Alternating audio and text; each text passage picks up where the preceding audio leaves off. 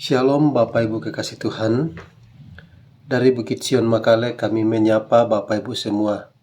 Selamat pagi dan semoga kita semua sudah bangun dengan tubuh yang sehat untuk segera melakukan segala aktivitas kita hari ini. Namun sebelum kita menjalani segala aktivitas kita hari ini, kita akan mendasarinya dengan membaca dan merenungkan firman Tuhan. Dan sebelumnya kita akan membaca dan merenungkan firman Tuhan yang terambil dari Yesaya 49 ayat 14-26 sesuai dengan bacaan harian Gereja Toraja. Mari kita berdoa.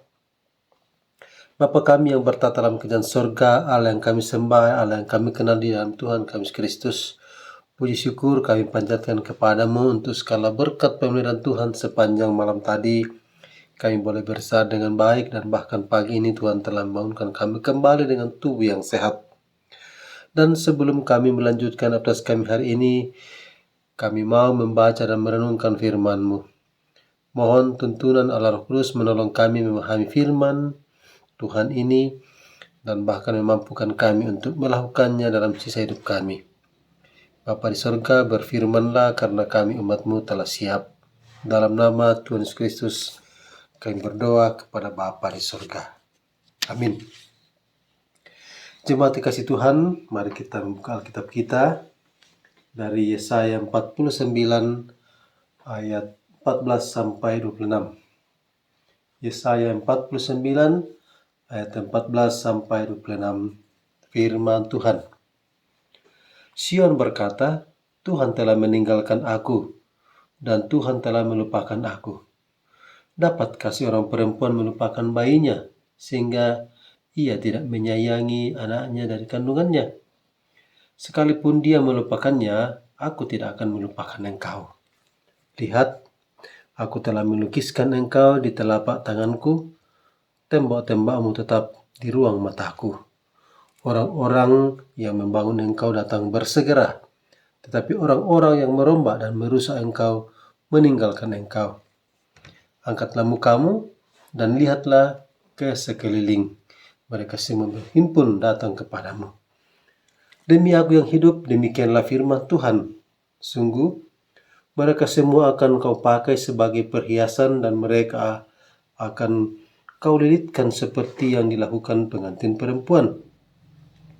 Sebab tempat-tempatmu yang tandus dan sunyi sepi dan negerimu yang dirombak, sungguh sekarang terlalu sempit untuk sekian banyak pendudukmu, dan orang-orang yang mau menelan engkau akan menjauh. Malahan anak-anakmu yang kau sangka hilang akan berkata kepadamu, tempat itu terlalu sempit bagiku, menyisilah supaya aku dapat diam di situ. Maka engkau akan berkata dalam hatimu, siapakah yang telah melahirkan sekaliannya ini bagiku?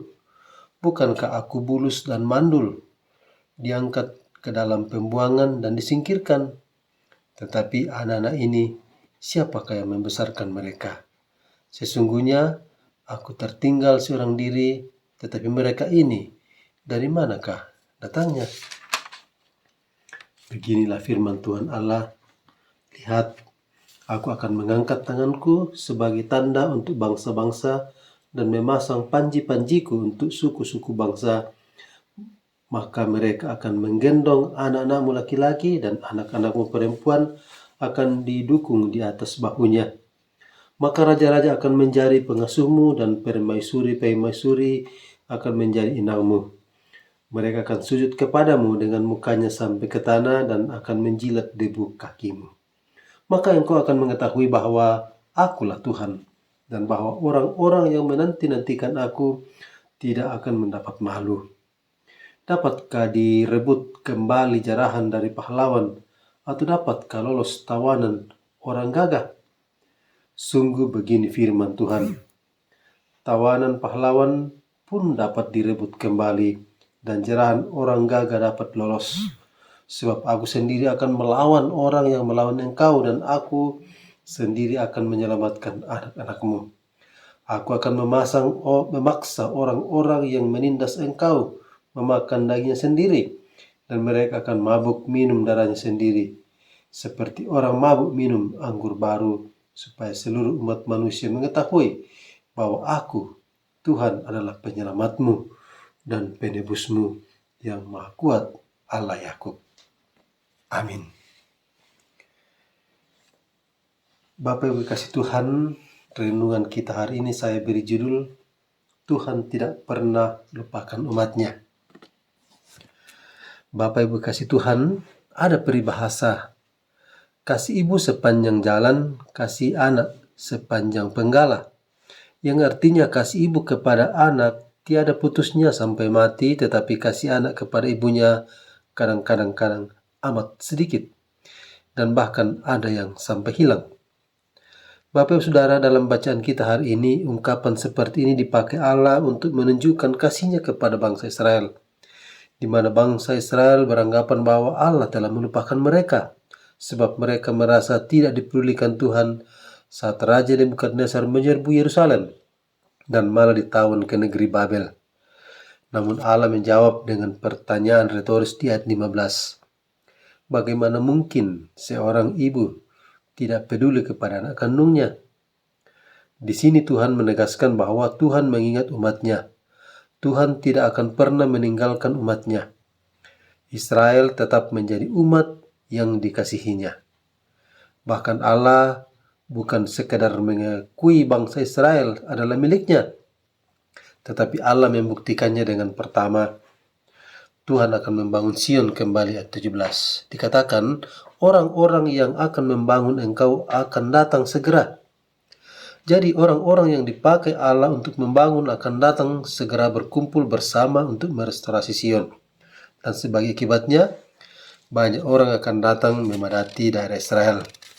Dan generasi yang ditinggalkan akan dipulihkan. Yang kedua, Israel akan dijadikan bangsa yang dihormati semua bangsa dan tidak lagi mendapat malu. Ayat 22-23. Semua janjinya akan digenapi karena Allah adalah Allah yang setia kepada umatnya. Ia adalah Allah yang membebaskan umatnya dari musuh mereka dan akan menghukum musuh itu.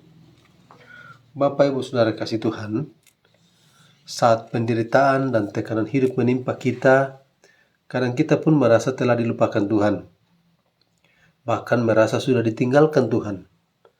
Jika kita merasa ditinggalkan atau dilupakan Tuhan, bahkan merasa bahwa Tuhan menyerahkan kita kepada masalah yang berat, ingatlah bahwa itu hanya sementara, seperti yang dialami bangsa Israel di pembuangan.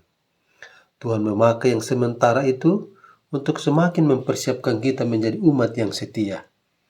Penderitaan adalah bentuk lain dari belas kasihan Tuhan. Kita bahkan tidak pernah tahu dengan pasti apakah penderitaan yang kita alami merupakan cara Tuhan untuk menegur kita. Namun satu hal yang kita tahu, didikan Tuhan akan mengarahkan kita kepada kekudusannya, dan hasil akhir dari didikan Tuhan adalah kemurnian iman. Bapak Ibu Saudara-saudara, Tuhan tetap mengasihi kita, bahkan Ia mau memulihkan kita. Yang perlu kita lakukan adalah tetap percaya kepadanya dan tekun menanti pertolongannya.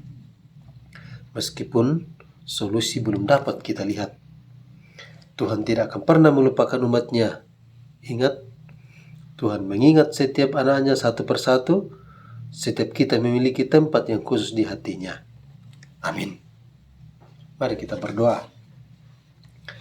Bapa kami di sorga, terima kasih untuk waktu dan kesempatan ini untuk boleh membaca dan merenungkan firman Tuhan. Kiranya Roh Kudus menolong kami lebih memahami firman Tuhan ini dan kami boleh jadikan suri dan pedoman dalam hidup kami. Terlebih saat kami dalam pergumulan-pergumulan hidup kami. Kiranya Tuhan terus menuntun kami lewat pimpinan Roh Kudus. Kami berdoa untuk saudara kami yang dalam penderitaan karena sakit.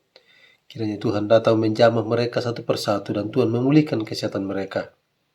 Yang dalam penderitaan karena bencana alam, Tuhan kiranya datang menguatkan mereka dan mencukupkan segala kebutuhan hidup mereka. Pagi ini juga kami berdoa untuk pemerintah, baik dari pusat sampai pelosok negeri. Kiranya Tuhan pun memberkati mereka. Kami berdoa juga untuk masing-masing kami. Kiranya Tuhan memberkati kami dalam keberadaan kami masing-masing dan apa yang kami kerjakan hari ini Tuhan, baik usaha kami, pekerjaan kami, pendidikan dan semua anak cucu kami, Tuhan berkati, bahkan segala atas kami lainnya hari ini. Tuhan memberkati. Bapa di sorga, inilah doa ucapan syukur kami, permohonan kami. Kami panjatkan kepada Bapa di sorga beralaskan Tuhan Yesus Kristus, Tuhan dan Juru Selamat kami hidup. Amin.